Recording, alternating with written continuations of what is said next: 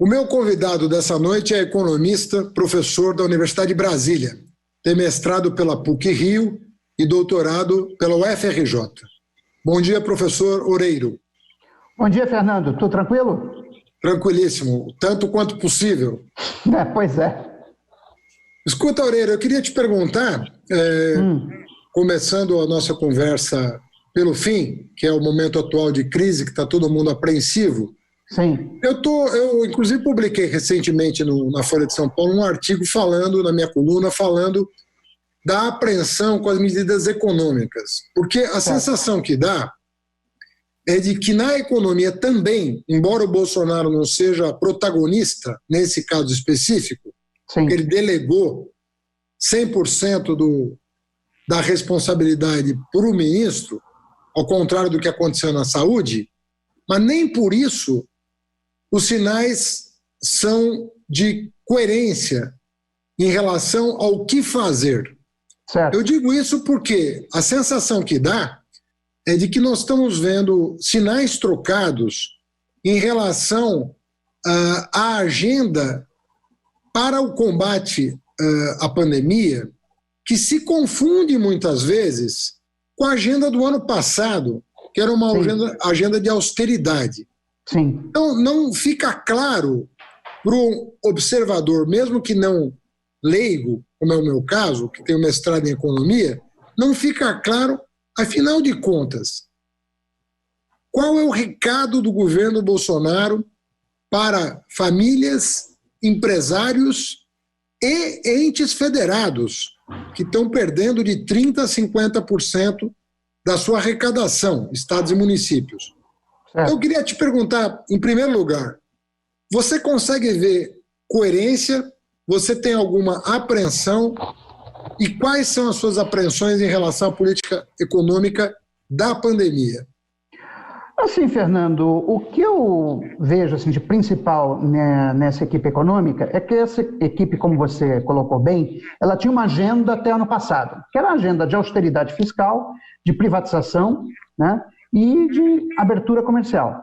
Pois bem, com a eclosão da pandemia de coronavírus, essa agenda está ultrapassada, quer dizer, não é a agenda correta para agora. Quer dizer, agora nós precisamos justamente de aumentar os gastos do governo, seja na forma de transferência de renda e seja também na forma, por exemplo, de concessão de crédito em volumes astronômicos, né, pelos bancos públicos, né, coisa que o governo vinha fazendo ao contrário até no passado. Quer dizer, o discurso, né, da equipe econômica do governo era de que os bancos públicos tinham que ser diminuídos de tamanho para que então o setor privado pudesse ocupar esse lugar, né? E aí a gente está vendo uma equipe que tinha uma cabeça com uma outra agenda, tendo que executar uma agenda completamente diferente agora. Aí o problema é que esse pessoal, eles são, vamos dizer assim, são os keynesianos relutantes. Quer dizer, a realidade impõe uma agenda que é completamente diferente da que eles tinham até ano passado, mas eles estão relutando, né? E aí o que acontece? Isso se traduz em termos práticos, primeiro, numa lentidão para reconhecer o problema. Quer dizer, no início de março, o Paulo Guedes disse textualmente que 4 ou 5 bilhões de reais era suficiente para derrotar o vírus. Quer dizer, quando muitos países já estavam adotando pacotes gigantescos, né? Aí depois ele veio com a ideia do Corona Voucher, né, que era uma ajuda de R$200, quer dizer, que era piada. Quer dizer, você imagina, a renda média, né, do trabalhador do setor informal, né, está em torno de R$1.300, R$1.400. Aí ele não vai poder trabalhar por conta das medidas de distanciamento social, então a renda dele vai a zero. Aí você oferece para ele R$200, assim, não tem nenhuma noção do que é o Brasil. Aí o que aconteceu? Foi o Congresso Nacional, né, Câmara dos Deputados e Senadores, que aprovaram um programa de renda emergencial, ainda muito aquém do que eu achava necessário. Eu defendi que fosse uma renda emergencial de um salário mínimo, mas pelo menos aprovaram R$600. Ou seja, o governo meio que foi a reboque do Congresso. Não foi uma iniciativa da equipe econômica do governo, foi uma iniciativa dos partidos de esquerda e de centro. Quer dizer, aí o presidente Rodrigo Maia teve um papel assim, fundamental para dar agilidade, né, e na votação desse tipo de coisa. E os bancos públicos agora estão começando devagar, né, a criar linhas de crédito, etc. Mas, assim, você imagina, o presidente do BNDES, até ano passado, ele tinha uma missão que era meio que encerrar o banco, entendeu? Agora a missão dele é outra. Quer dizer, nesse aspecto, acho que o presidente da Caixa Econômica Federal está saindo melhor. Quer dizer, ele percebeu que tinha que mudar radicalmente a orientação do banco e está fazendo isso, né? O presidente do Banco do Brasil não. O presidente do Banco do Brasil ainda era, por exemplo, até poucos dias atrás, defensor de que não houvesse nenhuma medida de distanciamento social. Então, assim, o que me preocupa é que você tem uma equipe econômica que tinha uma agenda na cabeça, que tem uma maneira de pensar a economia na cabeça, que agora tem que fazer tudo o contrário ao que eles sempre acreditaram, né? Então, isso vai se expressar sempre em medidas que vão ser, primeiro, atrasadas, ou seja, o timing sempre vai ficar aquém das necessidades da economia e vai ser sempre relutante, ou seja, eles sempre vão dizer, não, mas não vamos aumentar tanto, para que gastar isso tudo, temos que pensar no equilíbrio fiscal, e assim, aí o que vai acontecer é que você vai ter medidas que vão ser adotadas muito tarde e numa intensidade insuficiente. E aí, Orelha, eu faço um paralelo com a área da saúde, que é mais ou menos o que está acontecendo na área da saúde. Você não toma uma decisão de forma resoluta. Olha, é isso por tanto tempo, ponto. Nós vamos sair dessa maneira. E a minha pergunta para você, diante dessa evidência de que há uma confusão nas duas áreas, é se uma coisa não pode reforçar a outra. Ou seja, você tem um vacilo numa área que pode acabar prejudicando a outra área, sim, justamente em função do fato de que você precisava coordenar as duas áreas num sentido só. Qual que é o maior medo, eu diria, hoje? Eu vejo com o risco da gente, por vacilar, tanto na economia quanto na saúde, sair errado do isolamento, porque todo mundo quer sair do isolamento, é óbvio, as pessoas querem voltar à vida normal.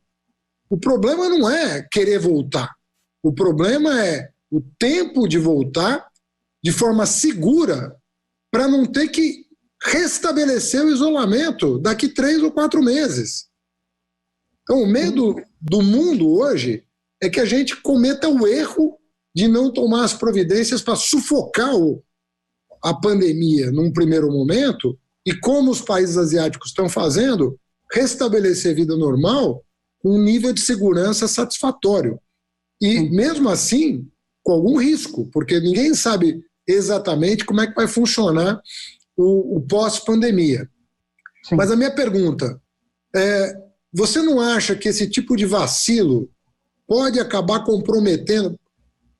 Na verdade, a pergunta é, você não acha que esse tipo de vacilo pode fazer sair mais caro? Sabe, ao invés de você pagar, você contratar a saída da crise, você fica regateando e isso acaba piorando as suas condições de negociação, vamos dizer, entre aspas, com a realidade dos fatos? Concordo com você, Fernando. Assim, eu tenho parentes na Espanha, né, e eu tenho conversado com eles durante esse período de crise. As medidas que foram adotadas pelo governo espanhol nas últimas 3 semanas são muito mais duras do que no Brasil. Quer dizer, a minha prima ela está internada em casa há 1 mês. Quer dizer, nós aqui temos apenas medidas de distanciamento social, nós não temos lockdown ainda.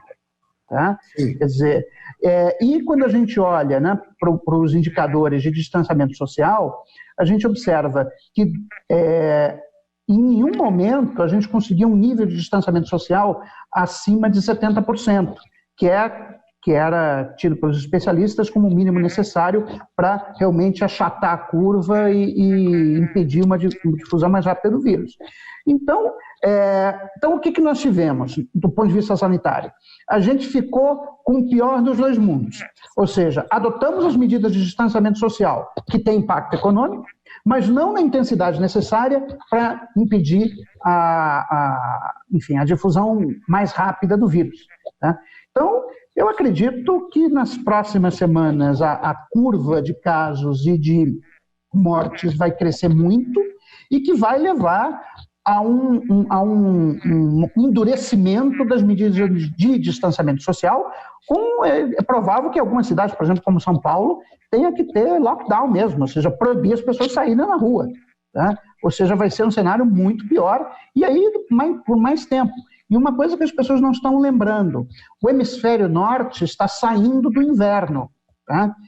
Nós estamos começando o outono, então provavelmente o que a gente vai verificar é que no hemisfério norte a incidência de casos vai diminuir, enquanto que aqui no hemisfério sul, né, principalmente, né, os países, os estados, né, de São Paulo para baixo, né, vão começar a sua época mais fria, né, e isso, pelo visto, tem um impacto importante na difusão do vírus. Então, eu temo que o pior do ponto de vista sanitário esteja para vir, e aí nós vamos ser obrigados a reforçar as medidas de distanciamento social, adotando o lockdown. Você falava há pouco que as medidas direcionadas à manutenção da renda das famílias, apesar do esforço que a centro-esquerda e a centro-direita fizeram para aumentar o benefício para R$600, podendo chegar até 1.200, são insuficientes, apesar desse esforço. Agora, em relação às empresas e aos estados e municípios, eu estou vendo de novo uma postura vacilante da área econômica em atender empresários e governadores e prefeitos no montante necessário para manter o mínimo da demanda agregada, para que nós possamos sair dessa crise econômica derivada da pandemia de uma maneira um pouquinho mais robusta do que faríamos Sim. se nós adotássemos o que a equipe econômica muitas vezes sinaliza. Então, minha pergunta para você, essa semana, provavelmente o Congresso vai se debruçar sobre as emendas constitucionais que estão tramitando, que uma delas trata especificamente da questão de estados e municípios, que é a autorização para que a União, na verdade, a determinação para que a União reponha a queda de arrecadação dos entes federados, que vai ser drástica, pelo menos por 2 ou 3 meses, e uma outra PEC que autoriza operações de crédito que até hoje não eram possíveis no Brasil, diretamente do Banco Central em relação ao sistema financeiro de uma maneira geral, comprando carteiras, mas eventualmente, inclusive, emprestando para que as empresas possam saldar a sua folha de pagamento. Certo. 2 perguntas, portanto. Primeiro, essas medidas estão na direção correta, uma delas, inclusive, é de iniciativa do próprio Congresso. E 2, pelo que sinaliza a área econômica, você teme que elas não estejam calibradas na escala necessária para dar suporte à economia nesse momento? Então, Fernando, eu acho que as medidas estão na direção correta. Quer dizer, por exemplo, a questão do crédito, né, para as empresas, isso é uma coisa também que eu perguntei para minha prima lá na Espanha, que ela é dona de 3 restaurantes, e eu perguntei para ela como é que ela ia fazer com a folha de pagamentos, porque os restaurantes estão fechados. Tá? Ela me disse que ela vai conseguir, num banco, um empréstimo para justamente saldar a folha de pagamentos, né? E esse empréstimo é com uma taxa de juros de 1% ao ano, tá? E prazo de carência de 1 ano. Quer dizer, é esse tipo de medida que está sendo adotada na Espanha. Aí precisa ser adotada aqui da maneira mais urgente possível. Agora, para que os bancos privados possam fazer isso, tá? Quer dizer, o Banco Central tem que atuar como emprestador de última instância. Tá? E o que acontece é que, na nossa Constituição, existem algumas barreiras que impedem o Banco Central de exercer plenamente essa função de emprestador de última instância. Deixa eu colocar isso de maneira bem clara.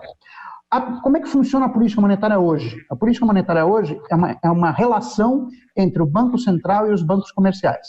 Ou seja, quando o Banco Central quer expandir ou reduzir a liquidez existente na economia, ele compra ou vende títulos públicos que estejam na sua carteira, né, Então, se ele quer expandir a liquidez, ele compra títulos públicos que estão nas carteiras dos bancos comerciais. Quando ele quer contrair a liquidez, ele faz o contrário. Ele vende títulos que estejam na sua carteira para os bancos comerciais. Bom, quem fica de fora dessa história? Quem fica de fora dessa história são as instituições financeiras não bancárias. Então, o que seria uma instituição financeira não bancária? Por exemplo, uma seguradora, por exemplo, tá? Eu não vou fazer aqui propaganda de nenhuma delas especificamente, mas é uma seguradora, é uma instituição financeira não bancária. Tá? Bancos de investimento também são instituições financeiras não bancárias. Essas instituições, hoje, não têm acesso às operações de liquidez do Banco Central. E é o que foi feito, por exemplo, na crise de 2008 e 2009, né, nos países envolvidos, né, que o Federal Reserve e o Banco Central Europeu adotaram aquilo que os economistas chamaram de quantitative easing, ou seja, de afrouxamento quantitativo. Na política de afrouxamento quantitativo, né, o Banco Central ele é autorizado a comprar papéis que estejam na carteira de instituições financeiras não bancárias. Para quê? Para, primeiro, garantir a solvência dessas instituições. E por que isso? Quer dizer, em momentos de incerteza, como esse que a gente está vivendo agora, né, na verdade, de pânico, quem tem liquidez quer segurar a liquidez. Então, o mercado de crédito trava. Quer dizer, e aí as instituições financeiras ficam sem liquidez. E aí, quem é que pode oferecer liquidez em escala ilimitada? Quem pode oferecer liquidez em escala ilimitada é o Banco Central. Só que, pelas amarras institucionais que a gente tem hoje, o Banco Central não consegue chegar nas instituições financeiras não bancárias. Então, a gente tem que autorizar, ainda que seja só pelo período de duração do estado de calamidade pública, a gente tem que autorizar o Banco Central a fazer esse tipo de coisa. E não só isso, a gente tem que autorizar o Banco Central a comprar títulos públicos no mercado primário. Ou seja, por que isso? Bom, como é que o governo financia o seu déficit em condições normais? Ele financia o seu déficit, Tesouro emite títulos, vende para o mercado, né, para seguradoras, para bancos comerciais, fundos de investimento, etc. Bom, mas outra vez, a gente está numa situação de incerteza. Numa situação de incerteza, a preferência pela liquidez é muito alta. Então, quem tem liquidez não quer abrir mão dela. Então, o Tesouro pode encontrar dificuldades para vender os seus títulos no mercado. Então, o que a gente precisa fazer? Autorizar. A gente precisa autorizar que o Tesouro, caso julgue necessário, venda diretamente os seus títulos para o Banco Central, para então ele continuar financiando o seu déficit por emissão de títulos, só que agora esses títulos vão ser comprados pelo Banco Central. Tá? Quer dizer, eu digo, talvez essa votação talvez seja mais importante. Por quê? Ela vai dar um arsenal ilimitado para o Banco Central poder gerir a liquidez da economia, ao mesmo tempo que permite o financiamento dos gastos que forem necessários por parte do Tesouro. A gente não faz a menor ideia do tamanho. Tá? Quer dizer, o Mansueto, semana passada, disse que o déficit primário desse ano pode chegar a 500 bilhões de reais, tá? Ou seja, 3 vezes a estimativa inicial. Tá? Quer dizer, significa que o Tesouro tem que vender títulos em uma magnitude de pelo menos 500 bilhões. Na verdade, além disso, ainda tem a conta de juros. Tá? Mas, bom, e como é que ele vai fazer isso num contexto que os mercados estão muito conturbados, estão congestionados por falta de liquidez? Bom, você vai ter que vender diretamente para o Banco Central. Tá? Por isso é fundamental, tá? Que pelo menos nesse momento de estado de calamidade pública, o Congresso Nacional autorize o Banco Central a fazer esse tipo de medida. Bom, uma vez autorizado esse tipo de medida, a questão dos estados é fácil de equacionar. Né? Porque aí o Tesouro ele cobre a perda de arrecadação dos estados, né? E ele vai financiar isso com emissão de títulos que ele vai vender para o Banco Central. Ou seja, você vai poder financiar todo esse gasto necessário para enfrentar as consequências econômicas da pandemia simplesmente com impressão de dinheiro. Né? E é isso que todos os países estão fazendo. E é impressionante que tem até alguns economistas liberais que já disseram isso com todas as letras. Quer dizer, o Henrique Meirelles disse isso na semana passada. Antes, o Paulo Rabelo de Castro já tinha sugerido algo parecido. Ele tinha proposto um programa de renda emergencial em que o Banco Central daria dinheiro às pessoas diretamente, entendeu? Então, não seria nenhuma operação do Tesouro, seria o Banco Central depositando dinheiro na conta, né, corrente ou na conta de poupança, né, dos cidadãos brasileiros. Então, eu acho que essa votação de dar ao Banco Central esses poderes é uma questão absolutamente necessária para a gente poder enfrentar o tamanho da crise que vem por aí. Agora, Loureiro, o Guedes falou, além de ter falado que com 5 bilhões resolvia o problema do coronavírus, ele deve ter errado por 2 zeros, né? Além disso, ele disse que o Brasil, pré-pandemia, estava a 1 milímetro do paraíso. Ele usou essa metáfora. Eu queria... Bom, você é professor de economia numa das universidades mais prestigiadas do país, a Universidade de Brasília. Algum economista achava isso? Que o Brasil estava a 1 milímetro do paraíso no imediato pré-crise? Veja bem, o Paulo Guedes tem direito em acreditar na sua própria narrativa, mas o que ele tinha era uma narrativa. Quer dizer, na verdade, essa narrativa já vem contada há alguns anos, desde o impeachment da presidenta Dilma. Quer dizer, há uma agenda que foi implantada no Brasil a partir de 2016, né? Que é uma agenda liberal, quer dizer, uma agenda de ajuste fiscal, privatização e abertura comercial, que foi vendida para o país, né, como sendo a solução dos nossos problemas. Foi muito bem. Quais foram os resultados observados? Em 2017, a economia cresceu 1,3%, em 2018, a economia cresceu 1,3%, e em 2019, ela conseguiu crescer menos, ela cresceu 1,1%. Né? E os dados que já estavam sendo divulgados a respeito dos primeiros meses de 2019, antes do impacto do coronavírus, eram muito claros no sentido de mostrar perda de tração da economia. Tá? Então, assim, ninguém levava a sério o que o Paulo Guedes dizia. O que o Paulo Guedes fazia é narrativa. Ou, de uma certa forma, o Paulo Guedes se comportava como uma espécie de animador de auditório, né? Animador de plateia. Não, vamos lá, pessoal, vamos acreditar, que a gente acreditando, vamos crescer 2,5%. Não ia crescer porcaria nenhuma. Quer dizer, quando começou o coronavírus na China, em janeiro, tá, aí as pessoas já começaram a rever para baixo as expectativas de crescimento para 2020, pela simples razão de que a China ia deixar de produzir uma série de componentes que são usados pela indústria brasileira e a gente ia ter a restrição de oferta aqui. Tá? Bom, ninguém pensava em janeiro que o problema seria tão grave como acabou sendo. Tá? Mas, só respondendo mais diretamente a tua pergunta, ou seja, independente do coronavírus, a economia brasileira teria em 2020, ou repetiria em 2020, a performance que ela teve em 2017, 2018, 2019, que era um crescimento ali em torno de talvez, sendo muito otimista, a economia brasileira poderia crescer no cenário sem coronavírus 1,5% em 2020, o que é um número medíocre e abaixo da nossa tendência histórica de 1980 a 2014. De 1980 a 2014, a economia brasileira cresceu 2,81% ao ano, na média. Você observe que esse período, pegamos vários governos. Quer dizer, a gente pegou o governo General Figueiredo, quase todo, pegamos o governo Sarney, pegamos o governo Collor, pegamos o Itamar, pegamos 2 mandatos do presidente Fernando Henrique Cardoso, 2 mandatos do presidente Lula e um mandato da presidente Dilma.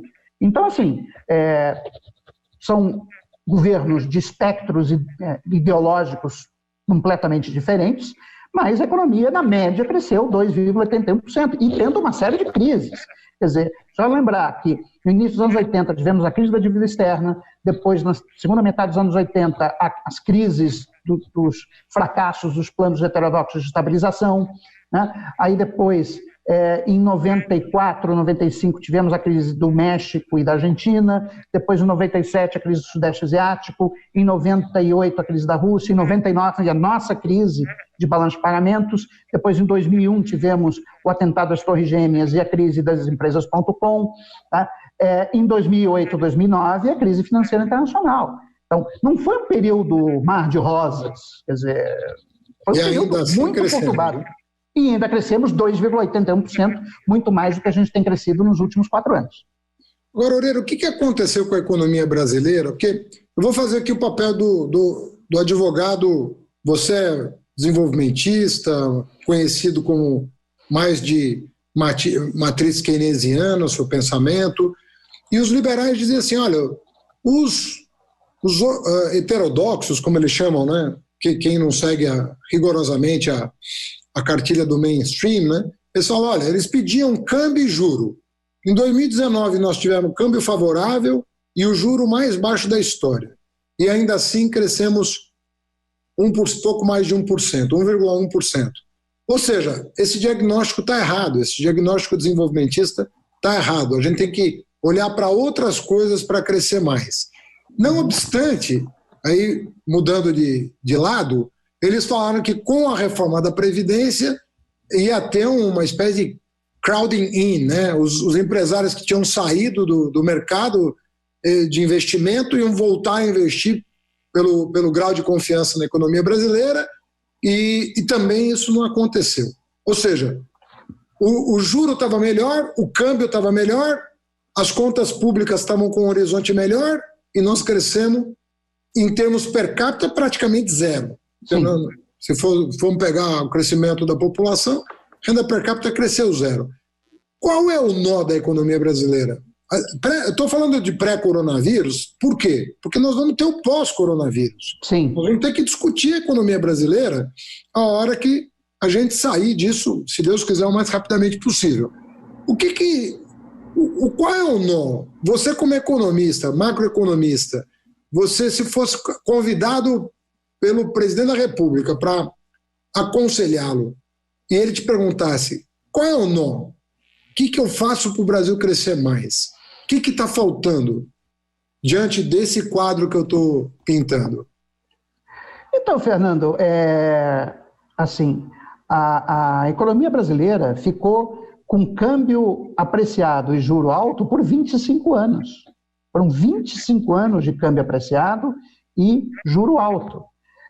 Isso fez um estrago no tecido produtivo da economia brasileira que é fenomenal. Quer dizer, desde final da década de 80, que a participação da indústria de transformação no PIB veio caindo. Tá? Isso não se recupera, não é porque você coloca o câmbio num patamar competitivo por 3 meses que, magicamente, as indústrias que foram destruídas, elas faliram. Uma coisa é você ter 2, 3 meses de câmbio apreciado, depois volta para o nível competitivo e essas empresas, né, ficaram um pouco afetadas, mas elas conseguem retornar, né, à sua atividade. O problema é que essas empresas quebraram. Quer dizer, hoje o Brasil não tem uma série de empresas do setor da indústria de transformação que ele tinha no ano 2000, por exemplo. Quer dizer, e aí é interessante ver a comparação da reação da economia ao câmbio competitivo. Quer dizer, quando o presidente Lula assume, em 2003, né, ele pega do governo Fernando Henrique, devido à crise cambial que teve em 2002, ele pega um câmbio muito competitivo. Tá? E aí o que acontece? De 2003 a 2005, as exportações de manufaturados disparam. Quer dizer, isso ajudou a aceleração do crescimento que se observa no início do governo Lula. Né? Mas por quê? Porque você ainda tinha uma série de indústrias que não tinham quebrado. Algumas tinham quebrado durante a época do Gustavo Franco, né? Mas como você, em 1999, muda o regime cambial e minimamente consegue restabelecer algum nível de competitividade do câmbio, a indústria volta a crescer. É muito nítido no gráfico. Tá? A gente vê a participação da indústria de transformação no PIB, ela cai de 95 até 99 e depois volta a subir de 99 até 2005. E aí ela volta a cair de 2005 para frente porque, devido à gestão da política monetária no Banco Central do senhor Henrique Meirelles, que botou os juros nas alturas, o câmbio se apreciou muito e a indústria começou a encolher de novo. E aí a crise de 2008 e 2009 foi radical, porque os chineses descobriram que tinha um mercado aqui na América do Sul, que estava ansioso pelas suas manufaturas e despejaram suas exportações de produtos manufaturados na América do Sul, particularmente no Brasil. Tá? Então, assim, por que não deu o resultado esperado? Quer dizer, primeiro porque você tem um efeito de esterese do câmbio apreciado por 25 anos sobre o tecido produtivo da economia brasileira. E o segundo ponto, eu diria o seguinte, quer dizer, os empresários brasileiros sabem que de quando em quando o câmbio vai para o lugar certo. O problema é que ele vai, mas não fica lá. Quer dizer, se a gente olhar a história, né, do câmbio no Brasil nos últimos 20 anos, o que a gente observa é uma tendência de longo prazo à apreciação, que em alguns momentos é seguido por uma súbita desvalorização da taxa de câmbio, que é durante o momento de crise cambial. Isso aconteceu, por exemplo, né, em 99, aconteceu em 2002, aconteceu em 2008, tá, e aconteceu agora. Bom, mas qual é o problema? O problema é que desvaloriza, fica competitivo um tempo, depois volta a valorizar de novo. E isso, portanto, não muda as expectativas de longo prazo dos empresários a respeito da taxa de câmbio. Ou seja, você precisaria ter, né, uma política cambial que sinalizasse para os empresários que o câmbio vai ser mantido num patamar competitivo no médio e longo prazo. E nós não temos nenhuma garantia disso. Quer dizer, então, nesse cenário, o empresário não tem por que investir, substituir importações por produção doméstica, porque daqui a 2 anos o câmbio pode estar desfavorável de novo, ele vai ser obrigado a fechar. Né? Eu acho que esse é um ponto importante. O segundo ponto é que o investimento público no Brasil, ele caiu muito na comparação com o que era feito nos anos 70. Quer dizer, na fase do milagre econômico, né, o Estado brasileiro, que era o governo, o setor público, mais as empresas estatais, chegaram a investir 7% do PIB. Quer dizer, hoje o investimento público, com estatais inclusas, é abaixo de 3%. Tá? Quer dizer, um nível tão baixo de investimento público que não é sequer suficiente para cobrir a depreciação do estoque de capital público instalado. Tá? É só a gente olhar, por exemplo, as nossas cidades, em Brasília, né, os viadutos estão caindo e está cheio de buracos, mesmo as ruas, né, mesmo no plano piloto. Goiânia, também as ruas estão todas esburacadas, enfim. Só a gente olhar um pouquinho o que acontece nas cidades brasileiras para ver que a infraestrutura pública está se deteriorando. Quer dizer, sem investimento público em infraestrutura, né, o Brasil não vai voltar a crescer de jeito nenhum. Tá? Então, o que a gente precisa? Quer dizer, a gente precisa, no fundo, primeiro, ter uma política, né, cambial que sinalize para os empresários que o câmbio vai ficar num patamar competitivo a médio e longo prazo, e, por outro lado, a retomada imediata do investimento público em obras de infraestrutura. O que não falta no Brasil é obra para fazer. Isso aí pode ter certeza. Tá? Até para terminar, né? Sim, para terminar. Mão de obra inacabada, né? Sim, obras inacabadas, mas tem muita coisa para fazer. Então, assim, é basicamente isso. Eu vou continuar com o meu chapéu aqui de advogado porque eu acho que no confronto de ideias a gente passa para o nosso ouvinte uma explicação, né, do que você pensa, ou tua linha né, a escola que você se filia. Ainda pensando num liberal, esse cachorro aqui é o cachorro da quarentena, viu? São os meus cachorros. Ainda pensando como liberal, ele vai te dizer o seguinte: olha, no teu discurso aí você falou que o câmbio não ajusta, entre outras coisas, você citou a taxa de juros. Eu, como liberal, fazendo o raciocínio deles, te diria: a taxa de juros no Brasil, a taxa real de juros é alta porque as finanças públicas estão desarrumadas.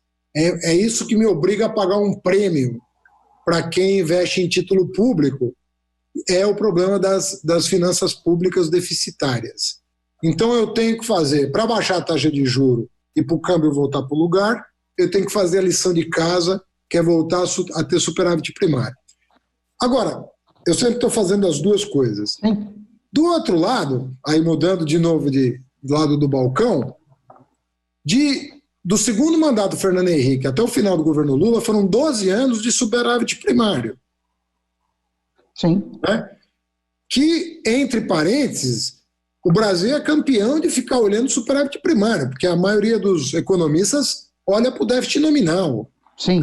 E a evolução da dívida. Sim. Nós aqui somos um caso meio raro, que a gente fica mirando o primário, e até queria a tua opinião sobre essa questão, entre o primário e o nominal, para que você olharia, ainda mais numa situação como a que a gente está vivendo e vai viver. Né? Eu sou plenamente defensor da gente passar a mirar uma regra fiscal só, que é o déficit nominal. Mas voltando à minha pergunta, Nós passamos 12 anos com superávit primário e nem por isso a taxa de juro paga pelo Banco Central, a Selic, caiu. Caiu assim, foi caindo, mas chegou agora a um patamar baixo, mas, como você falou, foram muitos anos com o juro real, um dos maiores do mundo. Como é que você se manifesta em relação a isso? A taxa de juros foi o vilão do câmbio? E se foi, o que impediu a queda da taxa de juros? Então, eu acho que a taxa de juros foi o vilão do câmbio, quer dizer, não só isso também, quer dizer, eu acho que quando a gente quer olhar o câmbio, acho que tem duas explicações, ou duas fontes de sobrevalorização cambial. Quer dizer, tem uma fonte, que é que o Bresser discute sempre, que é a coisa da doença holandesa. Quer dizer, o Brasil é um país rico em recursos naturais, né? Por ser um país rico em recursos naturais, e ainda mais num contexto, como foi a década passada, né? de aumento no preço internacional das commodities, quer dizer, isso por si só já faria o câmbio se apreciar. Quer dizer, se a gente olhar, por exemplo, uma série de taxa real efetiva de câmbio contra termos de troca, tá? A gente vai ver que quando os termos de troca sobem, a taxa de câmbio aprecia. Quer dizer, isso é bem claro no caso do Brasil. Quer dizer, o Brasil é um país que sofre de doença holandesa e que você precisaria criar mecanismos de combater a doença holandesa. Tá? Bom, mas além da doença holandesa, você tem o diferencial de taxa de juros, quer dizer, que a nossa taxa de juros, na comparação com a taxa de juros internacional, mesmo ajustando por prêmios de risco do país, a nossa taxa de juros foi sempre muito elevada. Tá? E a razão é por quê? Os liberais dizem, não, é por problemas de financiamento do governo. Bom, se a gente olhar outros países, tá? Você pega a Grécia, por exemplo. A Grécia tem uma relação dívida pública-PIB mais de 2 vezes maior do que a brasileira. E ela paga os serviços de juros da Grécia 3% do PIB. O Brasil paga, ano passado, com a queda enorme de juros que a gente teve, o Brasil pagou 5%. Quer dizer, tem alguma coisa errada no Brasil. Tá? Quer dizer, os Estados Unidos têm uma relação de dívida pública de 9%, 90% de dívida pública PIB, tiveram em 2008 e 2009 déficit nominal de mais de 10%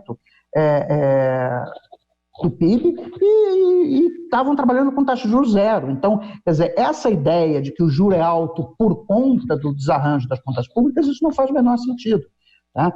Na verdade, o juro é alto, ele foi alto no Brasil, entre outras razões, porque nós não desmontamos os mecanismos de indexação de preços e salários herdados do período de inflação alta. Quer dizer, inclusive, ano passado, num seminário que foi aqui no Correio Brasiliense, sobre os 25 anos do Plano Real, quer dizer, eu argumentei que a estabilização do Plano Real tinha sido incompleta, porque quando foi feito o Plano Real, você eliminou a indexação de preços e salários de contratos de menos de um ano, mas deixou para os contratos de mais de um ano. Tá?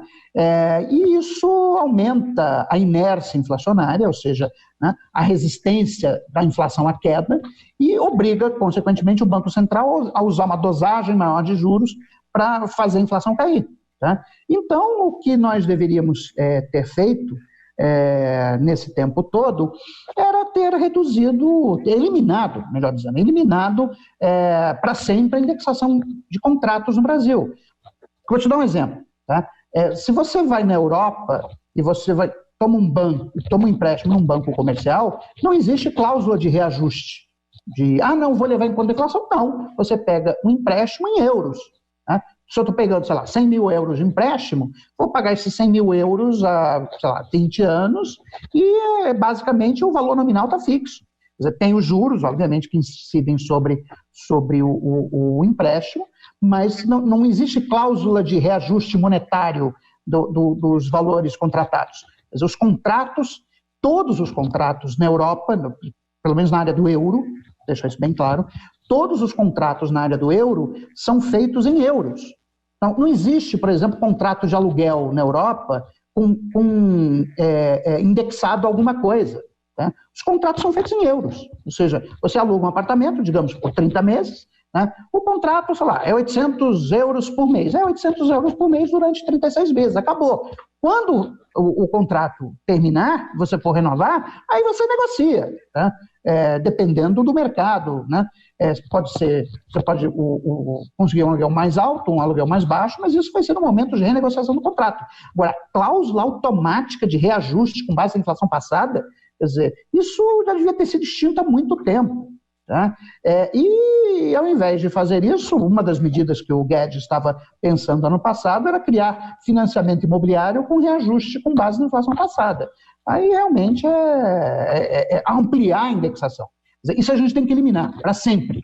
Tá? Quer dizer, é preciso que seja completada a obra de estabilização do Plano Real, que implica na eliminação de todos os contratos, todos, preços, salários, contas de energia elétrica, todos, qualquer tipo de cláusula de indexação. Quer dizer, os contratos têm que ser firmados em reais, tá? E no final de vigência do contrato, aí as partes negociam livremente se querem manter, se vão querer reajustar, qual vai ser o reajuste, enfim.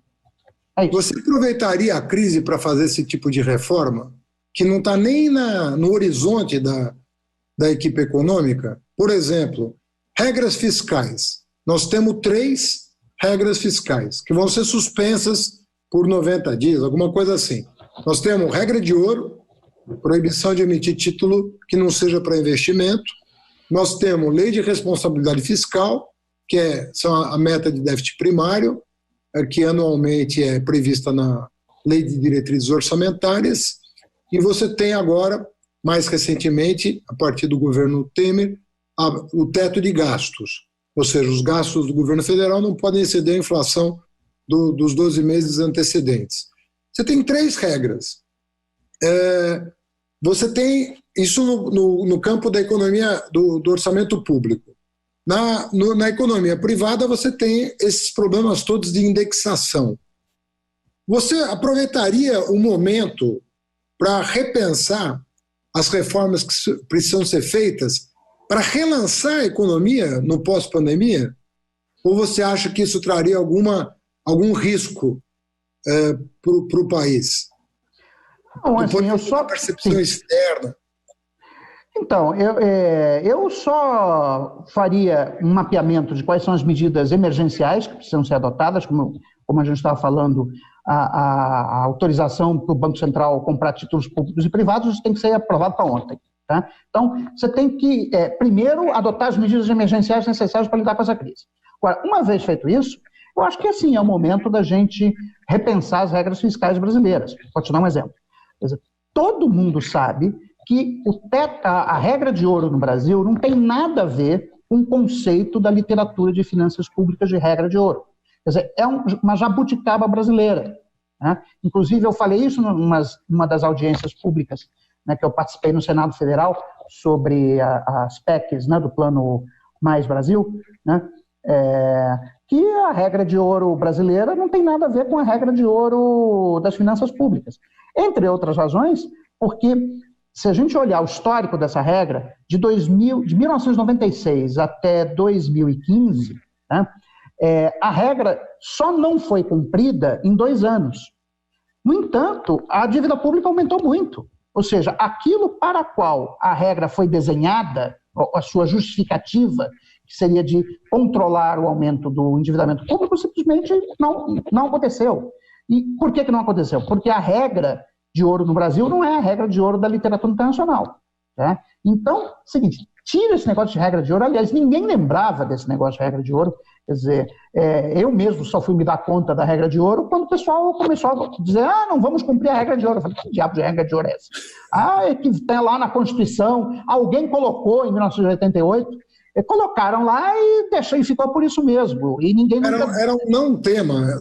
Era um não tema. Não, e é que do jeito que a regra de ouro foi definida no Brasil, você cumprir a regra de ouro com o pé nas costas, entendeu? Então, ela nunca foi binding, nunca foi restritiva.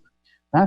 E agora está sendo de uma maneira idiota, quer dizer, que te impede de realizar gasto, ou melhor, te impede de ter déficit no momento que a economia se contraiu.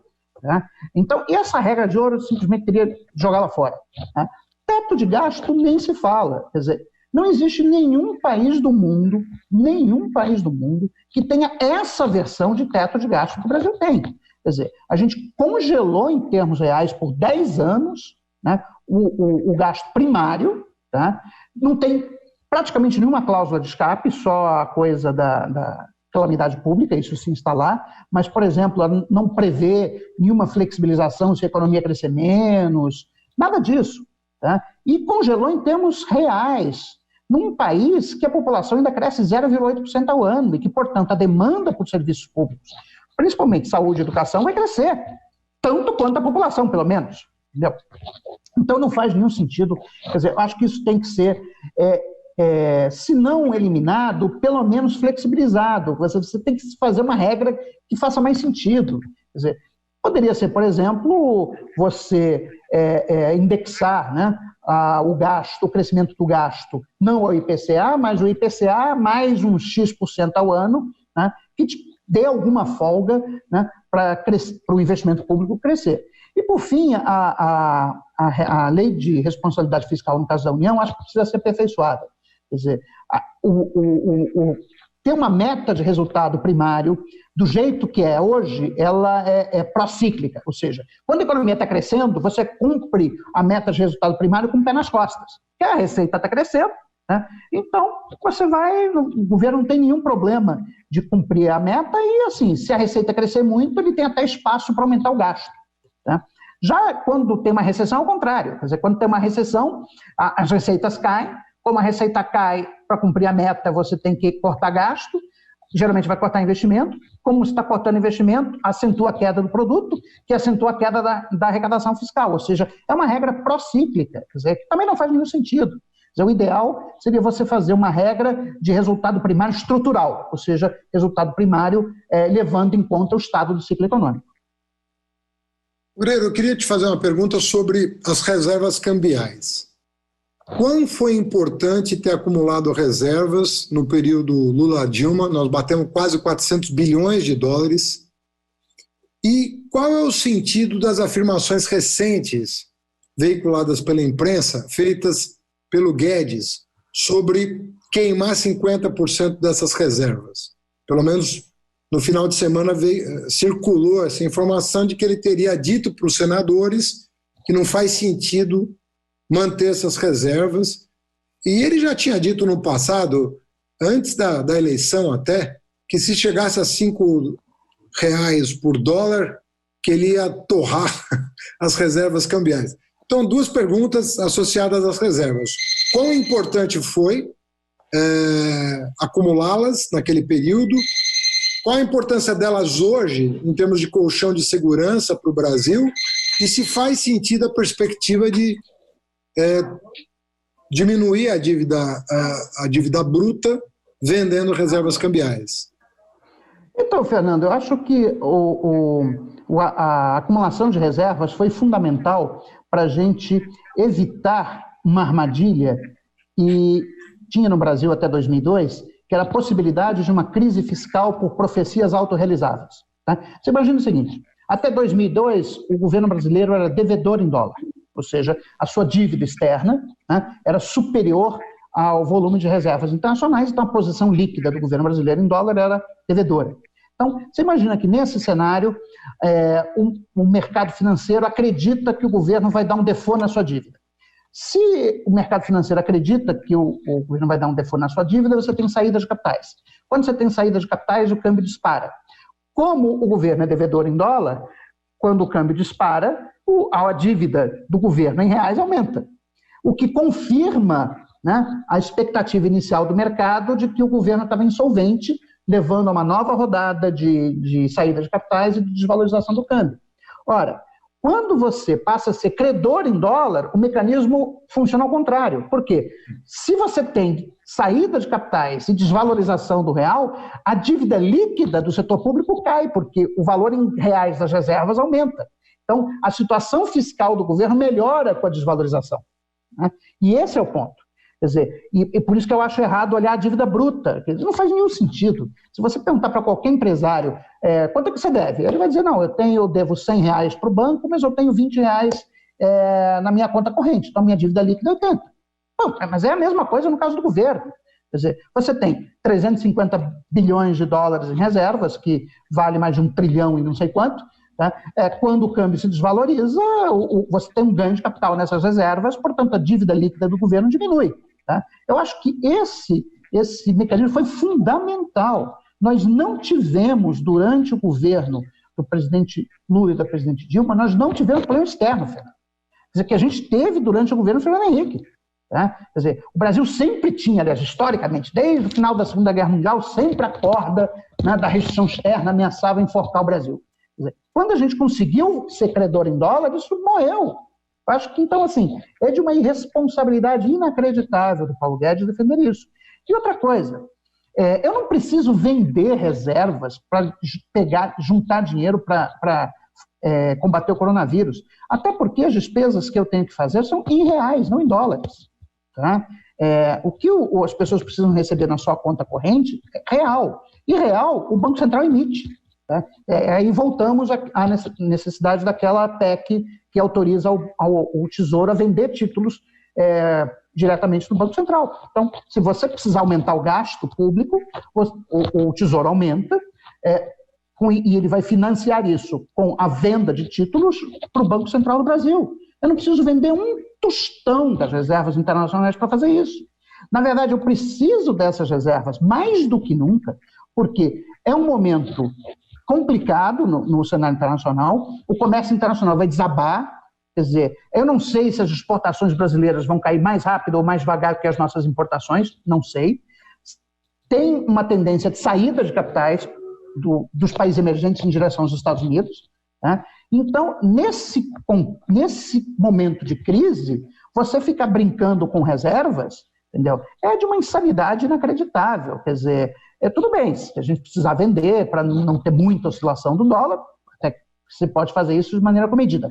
Eu, particularmente, sou contra. Eu faria outra coisa.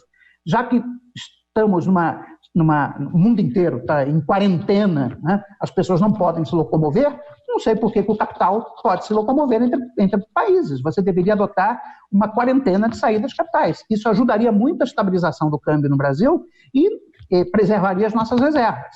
Né? Mas o governo continua mantendo aí a liberdade, né, para os capitais saírem do Brasil no momento de pandemia. Acho coisa que eu, particularmente, sou totalmente contra. Orelha, a gente está caminhando para o final da entrevista.